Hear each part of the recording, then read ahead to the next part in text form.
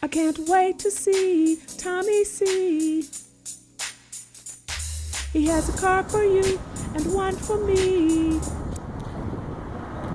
I can't wait to see Tommy C. He has a car for you and one for me. He There is an organization called Wounded Warrior Project, of which I am the national spokesperson for. There's another organization called Wounded Warriors. Those are two different ones, so when you speak of this event, please call it by its correct name, the Wounded Warrior Project. Now, in case you don't know what they do and what they are about, the Wounded Warrior Project fights the fight after the fight. We see a lot of our brothers and sisters coming home from a battle, and we can see their wounds. But there are wounds much deeper than the ones we can see. I call it the enemy within. It's very discouraging to know that between 8 and 10 of our wounded warriors commit suicide monthly. That is a tremendous loss. That's what Wounded Warrior Project does. What they do is empower these veterans. I just came from New York and a parade, and Wounded Warrior flew 1,000 Wounded Warriors to walk in this parade. That's what they do. They put warriors together to talk about their problems, talk about their life. The Wounded Warrior Project does not provide prosthetics, arms, legs. They don't do that. They provide kinship. They provide an opportunity for them to talk to people in their same situations and get power and understand that they can survive and they can live in the civilian life without fear, without having to walk into a dark room and have the feeling that somebody's behind the door.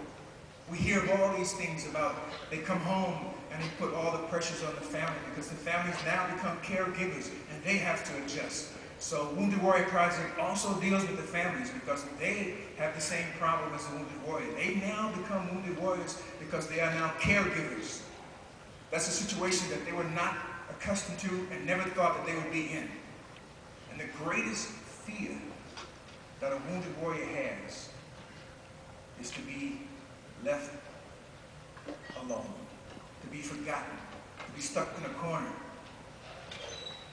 These people have lives, they have hearts, they have souls. That's what we have to learn and understand. I think a Wounded Warrior Project chapter here in Las Vegas would go well. Based on what I see here, you need a chapter here. Chapters are needed around the country. And just to let you know that was not mentioned, but I am a 7-year Marine Corps veteran, Semper Fi.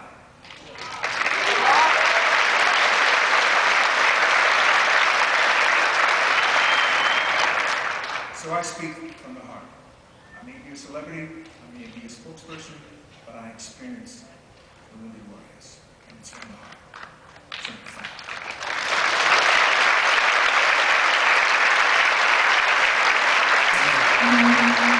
Gave luster of middays to the objects below.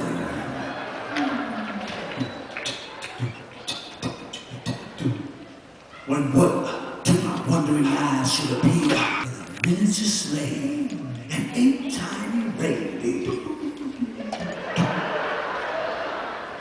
With a little old driver, so lively and quick, I knew in a moment it must be sick. More rapid than eagles, his coursers they came, and he whistled and shouted and called them by name. Now Dasher, now Dancer, now Prancer and Vixen, on Comet, on Cupid, on Donner and Blitzen. To the top of the porch, to the top